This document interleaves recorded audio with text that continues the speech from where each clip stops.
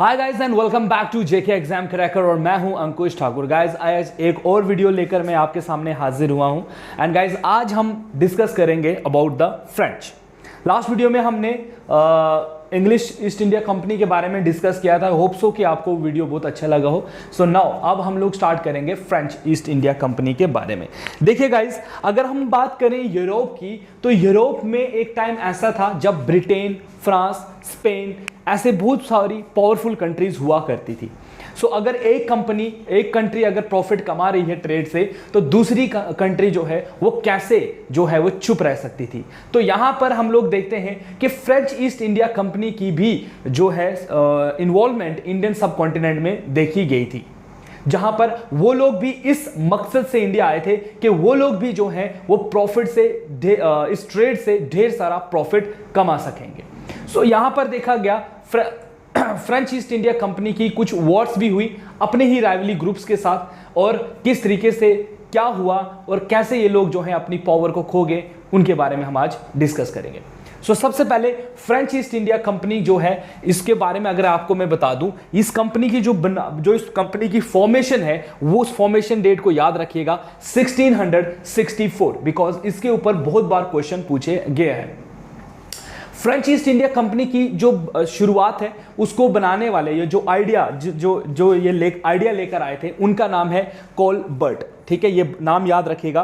Colbert जो है इन्होंने अपने जो राजा हैं दैट इज लुइस 14 इनसे परमिशन मांगी। जैसे ब्रिटिशर्स ने क्वीन एलिजाबेथ से परमिशन मांगी थी तो कोलबर्ट ने जो एक मिनिस्टर थे किसके, लुइस 16 के, उन्होंने कहा कि आप हमें परमिशन दे, हम भी जो हैं वो जाकर इंडिया के साथ ट्रेड करना चाहते हैं। बिकॉज हमारा जो उस टाइम पर फ्रेंच और ब्रिटेन की आपस में बिल्कुल भी नहीं बनती थी। ये लोग यूरोप में लगातार कॉन्टिन्यूसली जो है वो वॉर्स में रहे हैं। सो ब्रिटेन दिन ब दिन जो है इकोनॉमिकली साउंड हो रहा है because he is earning profit from the Indian subcontinent by having a good trade relation with Indians. So French ने भी सोचा कि हम लोग भी इंडिया जाएंगे और हम लोग भी यहां से क्या है ट्रेड जो है वो स्टार्ट करेंगे, इस उम्मीद के साथ कि हम लोग भी प्रॉफिट कमा सकेंगे।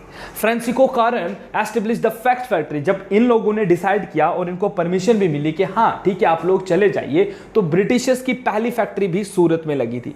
ब्रिटिशर्स की पहली फैक्ट्री सूरत में लगी थी, फ्रेंच की भी पहली फैक्ट्री सूरत में लगी थी, और फ्रांसिस कॉर्नर जो है उनका नाम जो है इसके साथ जोड़ा जाता है because he was the person जिनकी नेतृत्व में या हम ये कह सकते हैं इनकी निगरानी में जो है वो पहली फैक्ट्री सूरत में लगाई गई थी इन 1668, 4 साल के बाद। उसके बाद माराकारा का नाम आता है। माराकारा का नाम याद रखिए, जिन्होंने फैक्ट्री एस्टेब्लिश करी थी मसूलीपट्टनम में इन 1669 में। तो देखिए फ्रेंच का इंडिया आना, परमिशन लेना अपने राजा से और इंडिया में फैक्ट्री सिस्टम का खुल जाना is starting of French intrusion in Indian सब कॉन्टिनेंट। फ्रांसिस्को मार्टिन का जो है वो नाम आता है पौंडुचेरी के साथ। देखिए पौंडुचेरी बेसिकली क्या था गाइस, इसके बारे में अगर मैं आपको बता दूं, इट्स आप कह सकते हो एक कोस्टल विलेज था ये। ठीक है, ये कोस्टल विलेज था, यहां पर मछुआरे रहते थे। तो इस फ्रांसिस मार्टिन ने क्या किया था, इस कोस्टल विलेज को कन्वर्ट करके टाउन बना दिया था। बहुत ही खूबसूरत टाउन इसको बना दिया था, इसलिए इसका नाम जो है यहां पर आता है। सो पौंडुचेरी जो है इन्होंने इसको बनाया था। सो अगर आपसे एग्जाम में मैंने देखा था, एक एग्जाम में क्वेश्चन पूछा था who led the foundation of Pondicherry, तो याद रखेगा फ्रांसिस्को मार्टिन उनका नाम जो है यहां पर आता है। एंड इन 1673 में इन्होंने इसको बनाया था, which later become the seat of French holdings in India, जो आगे चलकर क्या है फ्रेंच के लिए एक काफी इंपॉर्टेंट प्लेस ये रहता है। And he serves at its first governor, और ये आप कह सकते हो कि ये इनका हेडक्वार्टर भी रहा, और हेडक्वार्टर के साथ साथ जो पहले गवर्नर फ्रेंच के इंडिया में बने उनका नाम भी फ्रांसिस मार्टिन ही थे। ठीक है, फ्रेंच टुक देखिए यहां पर लिखा है चंदोरे नोगरे, और ये आज कहां पर है गाइस, कोलकाता में। अब इसको आप चंदन नगर के नाम से वहां पर जाना जाता है, इसका नाम चेंज हो गया है। तो देखिए साउथ में तो ये लोग एस्टेब्लिश हो गए, नॉर्थ ईस्ट साइड पर देखें तो चंदोर नोगोरे में जो है इन्होंने अपनी एस्टेब्लिशमेंट करी इन कैलकाटा फ्रॉम द गवर्नर, किससे, गवर्नर से, शशिस्ता खान से गाइस इन्होंने वहां से जो है इस को ले लिया इन 1690 सीई में। At Balasore that is in Odisha, Mahe, Kasim Bazar again in Kolkata, Karikal in Kolkata and French erected their factories. तो इन सब जगहों पर, बालासोर देखिए, कलकत्ता में इन्होंने जगह जगह पर जो है गाइज अपनी फैक्ट्री जो है वो एस्टेब्लिशमेंट कर दी, मतलब इंडिया में इन्होंने भी अपनी सेटलमेंट जो है वो सबमिट कर दी। तो भाई साहब अभी तक हमने देखा पोर्तुगीज इंडिया पहुंच गए हैं, इंग्लिश इंडिया पहुंच गए हैं, फ्रेंच इंडिया पहुंच गए हैं, डच इंडिया पहुंच गए हैं भाई। तो इतनी ज्यादा कंपनीज इंडिया के अंदर हैं और ये सारी की सारी क्या कर रही हैं, इंडियन प्रोडक्ट को यहां से एक्सपोर्ट कर कर यूरोप ले रही हैं वहां के लोगों की नीड को पूरा करने के लिए। ठीक है गाइस, उसके बाद हम क्या देखते हैं, advent of French governor Joseph Francisco duplex. देखिए ये काफी नाम आता है और अगर आपको पेपर में पूछा जाए कि who was the most important governor of French in India, तो याद रखना उनका नाम है duplex. Duplex was the person जिसने फ्रेंच जो सेटलमेंट थी इसको इंडिया में एक्सपैंड भी किया और इंडिया में जो ब्रिटिशर्स और फ्रेंच की लड़ाइयां हुई हैं, ट्रेड वॉर्स जो हुई हैं जिनको आप कार्नेटिक वॉर्स कहते हो, उसमें भी डुप्लिक्स का पूरा जो है काफी ज्यादा रोल रहा है। कहते हैं कि जैसे ये इंडिया आया था तो शुरुआत हो गई थी वॉर्स की। डुप्लेक्स जो है इंडिया आए थे अराउंड 1742 में और mark the start of Anglo French warfare which culminated the legendary Carnatic Wars के नाम से हम इनको जानते हैं। तो एक नजर हम कार्नेटिक वॉर्स पर भी डालेंगे। देखिए गाइस, कार्नेटिक वॉर्स जो है बेसिकली वो इंडिया के पर्सपेक्टिव से नहीं लड़ी जा रही हैं, बल्कि इनके पीछे जो रीजन है वो है यूरोप। ये अमेरिका जो ब्रिटेन और फ्रांस है, ये दो ऐसे सुपर पावर्स हुआ करती थी यूरोप के अंदर जिनकी आपस में कभी नहीं बनी है, दोनों हमेशा ही लड़ाई में जो है वो रहती थी और इनके उस रिलेशन का, उस जो वो खटास जो इनकी यूरोप में थी उसका असर इंडिया में भी देखा गया, क्योंकि इंडिया में भी ये आमने सामने थे तो वहां पर ये लड़ते थे तो ये यहां पर भी खुद को रोक नहीं पाए, ये यहां इंडिया में भी जो है वो लड़ते रहते थे। तो देखिए इनमें ना कुछ वॉर्स है जो आपको याद रखनी है, जैसे फर्स्ट कार्नेटिक वॉर जो है वो आती है आपकी। फर्स्ट कार्नेटिक वॉर के बारे में बताया जाए तो फर्स्ट कार्नेटिक वॉर जो है वो कब से कब तक हुई है, ये हुई है 1740 से लेकर 48 तक, तो 8 साल की ये लड़ाई थी। ठीक है, और देखिए यहां पर मैंने लिखा हुआ है कि Anglo French war in Europe was triggered by the Austrian war of succession. देखो इन दोनों जो है ऑस्ट्रिया की जो वॉर ऑफ सक्सेशन चल रही थी उसमें ये दोनों इन्वॉल्व थे यूरोप में और उसी चीज का कन्फ्लिक्ट इनको इंडिया में भी करना पड़ा। And the first Carnatic war was the continuation of that conflict. कहता है यूरोप में लड़ाई चल रही है, उसी का ये लोग क्या कर रहे हैं, इंडिया में भी जो है वो जो है इसका कर रहे हैं कि हमारी वहां पर फोर्सेस लड़ रही हैं तो हम यहां भी आमने सामने, और यहां भी हमारी ट्रेड को लेकर लड़ाई है तो इन्होंने उस लड़ाई को यहां पर ट्रेड का नाम दे दिया, क्योंकि इंग्लिश भी चाहते थे कि फ्रेंच इंडिया से निकल जाए और फ्रेंच भी चाहते थे ये इंडिया से निकल जाए तो प्रॉफिट सारा हमारे पास आए। इनका कोई मकसद नहीं था, यूरोप में ऑलरेडी फोर्सेस लड़ रही हैं तो इनका यहां पर मेन मकसद था एक दूसरे को एलिमिनेट करना इंडियन सबकॉन्टिनेंट से, so that they can earn a lot of profit from the Indian subcontinent. तो ये इसलिए इंडिया में लड़ेंगे। तो देखिए कर्नेटिक जो इस लड़ाई का जो अंत निकल कर आया उसमें एक ट्रीटी साइन हुई जिस ट्रीटी का नाम है ट्रीटी ऑफ लैक्सिला चैपले।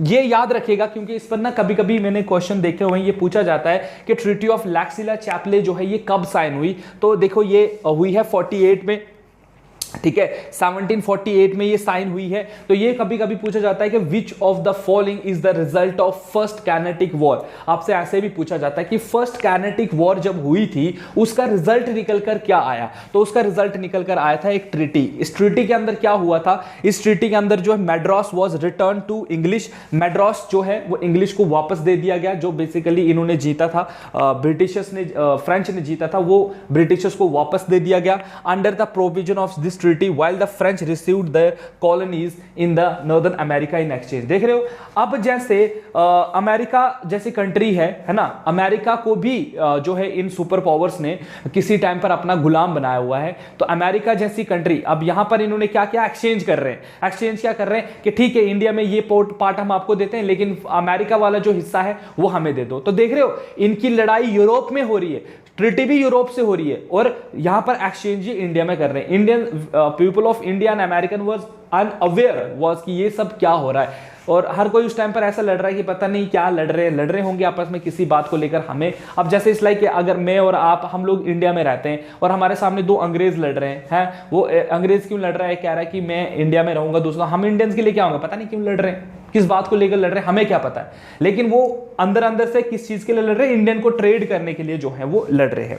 उसके बाद हम देखते हैं कि यहां तक इनकी रिलेशन जो है यहां तक नहीं रुके, और ना ही हम ये कहें कि इन्होंने सुधार किया अपने रिलेशन में, नहीं, इनके सुधार जो है ठीक ना होने की वजह से क्या हुआ guys, second Anglo Carnatic war जो है वो इंडिया में हुई, जिसकी डेट है 1749 से लेकर 54 के बीच में ये फर्स्ट कार्नेटिक वॉर जो है वो लड़ी गई। डुप्लिक्स जो बेसिकली उस टाइम पर गवर्नर थे, who led the French armies to victories the first Carnatic war, जिसकी वजह से क्या हुआ था, फर्स्ट कार्नेटिक वॉर में फ्रेंच जो है वो काफी जो है आप कह सकते हो कि बेनिफिशियल रहे। उन्होंने फर्स्ट कार्नेटिक वॉर के वही विनर थे, उन्होंने मेड्रास बहुत सारा एरिया जीता हुआ भी था, और वो फिर उन्होंने लेटर ऑन बाद में इसको ट्रीटी के अकॉर्डिंग वापस भी दे दिया ब्रिटिशर्स को कि ठीक है तुम ये ले लो, हम वहां अमेरिका में जो है वो सेटलमेंट करेंगे। तो ये उनके बीच में आपस में ट्रेड जो भी चल रहा था। सो इसके बाद क्या हो गया, अब जो आपके डुप्लिक्स हैं जो बेसिकली गवर्नर थे किसके, he was the governor of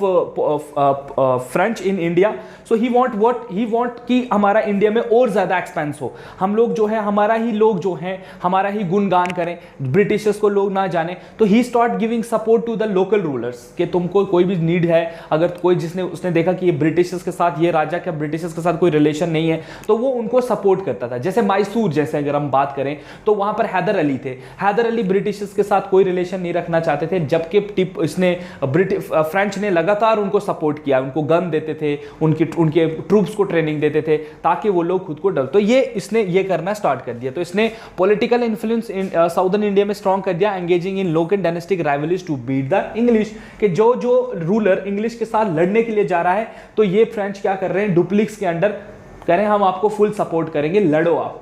तो यहां पर भी देखो लड़ो आप मतलब क्यों, क्योंकि ये लड़ेंगे, पीछे से फोर्स तो मेरी है, तो फ्रेंच जो है वो पीछे से सपोर्ट दे रहा है, बैक दे रहा है कि तुम लड़ो अंग्रेजों के साथ, हम हैं भाई। तो किस लिए, ताकि ये हट जाएं और हम जो है वो प्रॉफिट कमाएं, सिर्फ और सिर्फ ट्रेड प्रॉफिट, इसके अलावा इनको और कोई मतलब नहीं था इंडिया में।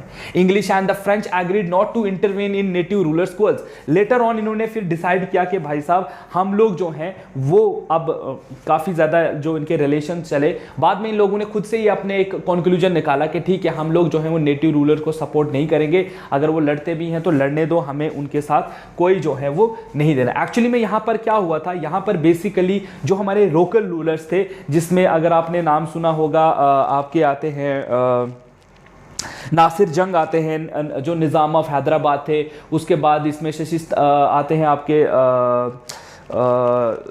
क्या नाम था यार मुझे अभी भूल रहा है, मोहम्मद अली थे, ठीक है, चंदा साहिब, उनके साथ लड़ाई। तो यहाँ के लोकल रूलर जो है ना ये आपस में लड़ रहे थे, किस चीज़ को लेकर, कोई बेसिकली कोई तमिलनाडु को कैप्चर करना चाहता था, कोई दूसरे एरिया को कैप्चर करना चाहता था। तो ये ब्रिटिशर्स क्या करते थे, सपोर्ट करते थे लोकल रूलर्स को, क्यों, क्योंकि आधे लोकल रूलर्स जो ऑपोजिट रूलर है, मान लेते हैं कि ए और बी जो हैं उस टाइम लोकल रूलर्स हैं, ए और बी जो है वो लोकल रूलर है, इसको सपोर्ट करेगा ब्रिटिशर, इसको सपोर्ट करेगा फ्रेंच, ठीक है, फ्रेंच सपोर्ट करेगा, किस लिए, ताकि ये दोनों लड़ते रहेंगे, सपोर्ट करेंगे, लड़ते रहेंगे, ठीक है, ये इसको सपोर्ट देगा, ये इसको सपोर्ट देगा, ये एलीज ग्रुप्स बनाना स्टार्ट कर गए थे, ठीक है, जो कि फिर इन्होंने लेटर ऑन देखा कि ये सब करने से कुछ नहीं है, फिर लेटर ऑन इन्होंने ये सब जो है वो करना बंद कर दिया। तो बेसिकली सेकंड कैनेटिक वॉर में यही चीज जो है वो हुई है, ठीक है। तो इसमें आपने यही चीज याद रखनी कि यहाँ के लोकल रूलर्स लड़ रहे थे, फिर लेटर ऑन इन्होंने डिसाइड किया कि हम लोग जो हैं वो अब इसमें हिस्सा जो है वो नहीं लेंगे, ये जो लोग करना चाहे वो करें, हमें इनके साथ नहीं है। तो बेसिकली इसमें यही हुआ था, शुरू में इन्होंने सपोर्ट करी और लेटर ऑन ये लोग इससे एक्सक्लूड हो गए, बाहर आ गए। उसके बाद आती है गाइस ट्रीटी, देखिए आपका third kinetic war, and third kinetic war भी जो है वो फ्रेंच और इसके बीच में हुई थी, और ये बेसिकली क्या है, व्हेन ऑस्ट्रेलिया, ये बेसिकली हुई थी सेवन वॉर जो है ये छिड़ गई थी, कहां पर, सेवन वॉर किसके किसके बीच में हुई है, ब्रिटेन, फ्रांस, और स्पेन के बीच में, ठीक है। तो ये 7 साल की लड़ाई थी, इसको कहा जाता है 7 वॉर। और ये इंडिया में नहीं हुई है, डोंट वरी, ये इंडिया में नहीं है, ये यूरोप में हुई है। तो ये यूरोप की लड़ाई थी और उस यूरोप की लड़ाई का जो असर है वो इंडिया में देखा गया और फ्रेंच और ब्रिटिश आमने सामने थे इंडिया में, जिसके चलते वो इंडिया में भी लड़े। अब ये लड़ाई यूरोप में भी हो रही है और इंडिया में भी चल रही है, ठीक है, इसलिए इसको हमने ऐसे याद रखना है। 7 वॉर्स वहां पर चल रही थी। अब इस वॉर के अकॉर्डिंग क्या हो गया था, इस वॉर के अकॉर्डिंग क्या हो गया, बेसिकली क्या हुआ था, जो आपने पढ़ा था ना चंदो नगरे, आपने नाम सुना था चंद्र नगोरे, जो कहां पर था गाइस, ये थी कोलकाता में। इसकी इतना सा याद रखिएगा, ये कोलकाता में था। इसको ब्रिटिशर्स ने कैप्चर कर लिया, इसको ब्रिटिशर्स ने कैप्चर कर लिया फ्रॉम फ्रेंच से, इस चंदेर नगरी को, ठीक है। जब इसको कैप्चर किया तो इनके रिलेशंस खराब हो गए। कहते हैं कि आपने क्यों इसको कैप्चर किया भाई, तो यहां से इनके रिलेशंस थोड़े खराब हुए।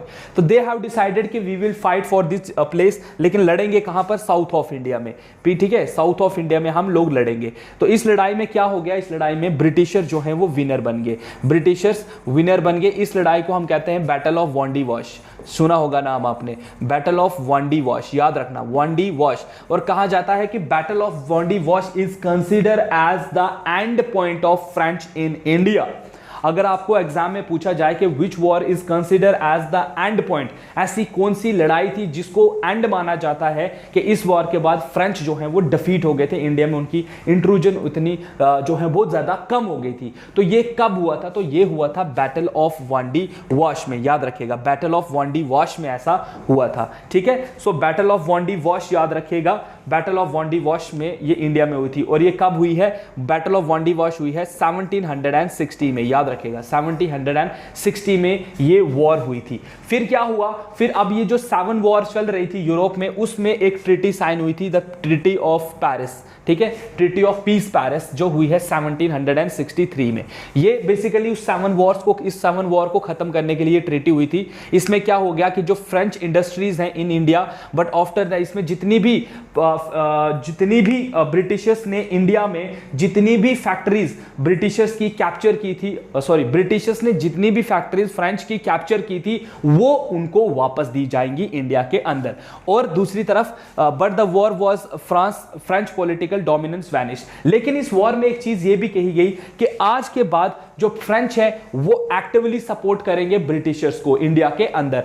कुछ भी हो जाए, कोई भी रूलर, हम जिस रूलर को भी अगर दबाना चाहें तो आप सपोर्ट नहीं करोगे उस रूलर को, बल्कि आप हमारा सपोर्ट करोगे। तो इससे क्या हो गया, जो फ्रेंच एक पावर बनती जा रही थी, जो काफी ज्यादा एनहेंसिंग पावर थी इंडिया के अंदर, अब वो अपना एसेंस पूरे तरीके से खो रही थी, क्योंकि वो कुछ बोल नहीं सकते थे according to the treaty of this peace treaty. तो इसके चलते क्या हो गया गाइस, जो ब्रिटिशर्स हैं वो ज्यादा से ज्यादा पावरफुल बनते गए इंडिया में, और जो फ्रेंच ईस्ट इंडिया कंपनी थी वो दिन ब दिन कम होती गई। तो इस तरीके से जो मेन एसेंस था फ्रेंच ईस्ट इंडिया कंपनी का इंडिया में, जो वो पहले पावरफुल बन रही थी, अब वो उसको पावरलेस कर दिया गया और धीरे धीरे फ्रेंच जो हैं वो इंडिया से गायब हो गए। गायब इन द सेंस के वो जो है वो वीक हो गए इंडिया में एज कंपेयर टू, और ब्रिटिशर्स ज्यादा पावरफुल हो गए।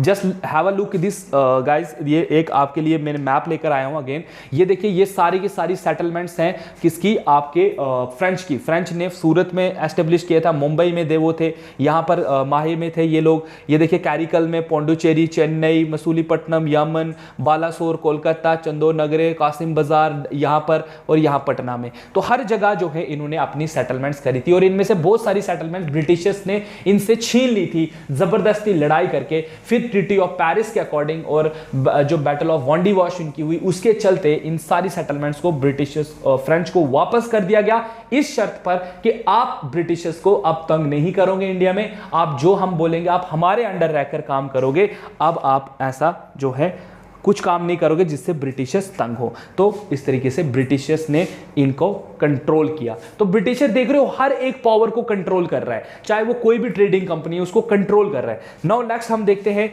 एक और आपकी कंपनी को इंडिया में देखा गया था, that is the Danes guys. और डेन्स के बारे में बता दूं तो ये इन 1616 में डैनिश ईस्ट इंडिया कंपनी जो है इसको बनाया गया, वाज क्रिएटेड, एंड इन 1620 में they open their factory at Tranquebar near Tanjore in the Indian state में इन्होंने अपना पहली फैक्ट्री खोली भाई साहब। सेरामपुर में ये थे, ठीक है, नियर कैलकाटा में, ठीक है, इस सेरामपुर है गाइज, सेरामपुर है ये, PURE, ठीक है, लिख देना। सेरामपुर जो है वेस्ट बंगाल में ये थे, was their main settlement. And in 1845 Danish industries were sold to Britishers. और फिर डैनिश ने देखा कि यार यहाँ पर जो है कोई मजा नहीं है, तो इन्होंने क्या कर दिया, सारी की सारी सेटलमेंट जो है अपनी जितनी भी फैक्ट्रीज इनकी इंडिया में थी वो सारी की सारी ब्रिटिशर को बेच दी। वेरी इंपॉर्टेंट पॉइंट, देखो पेपर में पूछा जाएगा कि ऐसी कौन सी कंपनी थी जिसने अपनी सारी सेटलमेंट ब्रिटिशर्स को बेच दी, ऐसी कौन सी कंपनी थी जिसने एज अ डाउरी जो है वो जो है ब्रिटिशर्स को सब कुछ दे दिया, ऐसी कौन सी कंपनी थी जिसको वॉर्स के थ्रू कंट्रोल किया गया। तो देखिए वॉर्स जब भी बात आएगी, फ्रेंच का नाम आप याद रखोगे, डाउरी का याद रखोगे तो पोर्तुगीज का याद रख लेना, और बेचने की बात आए तो डेन्स के बात याद रख लेना। उसके बाद हम देखते हैं ब्रिटिश गवर्नमेंट को इन्होंने सारा कुछ बेच दिया, in despite the fact that they were unimportant at that time. और वो इसका मेन इंपॉर्टेंट ये चीज माना जाता है कि ये लोग ना इतने इंटरेस्टेड नहीं थे, जो डैनिश ईस्ट इंडिया कंपनी थी ये ट्रेड में इतना इंटरेस्ट नहीं लेती थी, इसको ट्रेड रूट के साथ कुछ लेना देना नहीं था, ये सिंपली क्या था, क्रिश्चियनिटी को बढ़ाने का काम जो है ये करती थी। तो इंडिया में इन्होंने काम जो है वो इसी पर्पज के लिए आए थे कि हम लोग क्रिश्चियनिटी को प्रमोट करेंगे। तो देखिए पॉइंट मैंने लिखा हुआ है यहां पर, their main the Danes are better recognised for their missionaries work than for their commercial endeavours. तो ये बेसिकली यहां पर कोई कमर्शियल पर्पस के लिए नहीं बल्कि सिंपल अपने मिशनरी प्रोजेक्ट को बढ़ाने के लिए ये लोग इंडिया आए थे।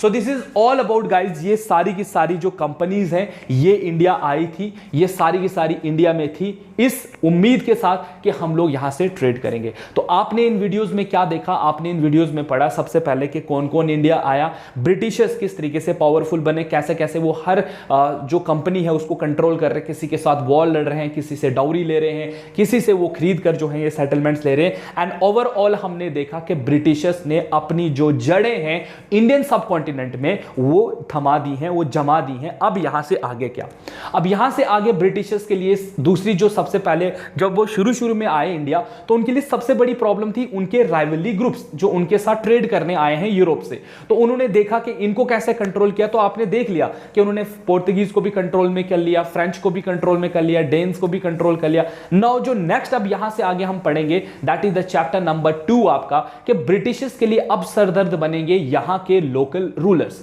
क्यों? क्योंकि पहले जो ये फ्रेंच ईस्ट इंडिया कंपनी होती थी या दूध बाकी कंपनी, ये इनके लिए ट्रेडिंग जो है हर्डल हुआ करते थे, लेकिन ये इनको हटाने के बाद इन्होंने सोचा कि हम स्मूथ जो है यहां पर ट्रेड करेंगे। लेकिन गाइस इतना भी आसान नहीं था। ब्रिटिशर्स ने जल्द ही एक चीज को नोटिस कर लिया कि इंडिया के अंदर जो अब यहां के लोकल रूलर्स हैं वो उनके लिए सरदर्द बन रहे हैं, बिकॉज वो उनसे लगातार जो है रेवेन्यू की डिमांड कर रहे हैं, उनको बहुत सारी चीजें उगाने से या बहुत सारे जितना प्रॉफिट ब्रिटिशर्स को पहले हुआ करता था अब उतना प्रॉफिट नहीं हो रहा है। तो ब्रिटिशर्स ज्यादा से ज्यादा प्रॉफिट कमाएंगे, आई मीन टू से कमाना चाहते थे, और उस चाहत के चक्कर में उन्होंने क्या कर दिया, उस चाहत के चलते उन्होंने ये डिसाइड कर लिया कि अब हमको यहां से और ज्यादा प्रॉफिट कमाना है। लेकिन वो प्रॉफिट कमा नहीं पा रहे थे, जिसका रीजन मैंने आपको बताया क्या था, यहां के लोकल रूलर्स, मतलब दिल्ली में जैसे मुगल रूल यहां चल रहा था, यहां पर जो है औरंगजेब उस टाइम पर रूल कर रहे थे, और उसके टाइम पर हम साउथ ऑफ इंडिया देखते हैं तो अलग अलग जो है यहां पर रीजनल किंगडम्स वगैरह जो हैं वो पाए जाते थे, और वही रीजनल किंगडम्स के जो रूलर्स थे वो ब्रिटिशर्स के लिए एक बहुत बड़ी सरदर्द बनते जा रहे थे। नाउ नेक्स्ट चैप्टर है हमारा कि कैसे ब्रिटिशर्स ने अपने जो इंडियंस जो उनके लिए मतलब नुकसान पैदा कर रहे थे, जो यहाँ के लोकल रूलर्स जो उनको रोक रहे थे ट्रेड करने से, उनके साथ क्या किया। इस तरीके से उस नेक्स्ट वीडियो में हम लोग डिस्कस करेंगे कि उन्होंने सबसे पहले बंगाल को कैसे कैप्चर किया, मैसूर या मैड्रास जैसे साउथ ऑफ इंडिया को कैप्चर कैसे किया, बॉम्बे वगैरह जो है ये सारी चीजों को कैसे उन्होंने कैप्चर किया, ये सारी चीजें हम जल्द ही पढ़ेंगे। लेकिन इस वीडियो लेक्चर के बाद हम आपको कोशिश करेंगे एमसीक्यूज प्रोवाइड किए जाए, सो दैट गाइज आपको पता चले कि क्वेश्चन किस तरीके से एग्जाम में रहते हैं, आपको थोड़ा सा हिंट जो है वो उसका मिल जाए। तो आज की वीडियो के लिए बस इतना ही गाइज। कल हम आपके लिए एमसीक्यूज सीरीज में आपके लिए लेकर आऊंगा, आप इन चीजों को अच्छे से पढ़िएगा। जो पॉइंट्स इसमें स्किप हुए हुए होते हैं वो मैं कोशिश करता हूं कि वो आपके जो हम लोग एमसीक्यूज जब करवा रहे होते हैं उसमें वो कवर अप हो जाए। सो इस उम्मीद के साथ कि आप इन चीजों को अच्छे से पढ़ रहे हो, अच्छे से कर रहे हो, कल मैं आपके लिए एमसीक्यू सेशन लेकर आऊंगा। सो बी रेडी गाइज, अपना स्कोर मुझे एंड में जरूर लिखिएगा कल की वीडियो में। आपको आज का वीडियो कैसा लगा इसके लिए भी मुझे कमेंट सेक्शन में जरूर बताइएगा। Now share this video with your friends, with your colleagues, with your friend, जो भी किसी एग्जाम की तैयारी कर रहे हैं। जिन्होंने चैनल को अभी तक सब्सक्राइब नहीं किया है गाइज, वो चैनल को सब्सक्राइब करें, वीडियो को लाइक करना जरूर करें ताकि आपको अपकमिंग नोटिफिकेशन हमारे चैनल से मिलती रहे। तो thank you for watching this video guys, have a nice day, take care and good bye.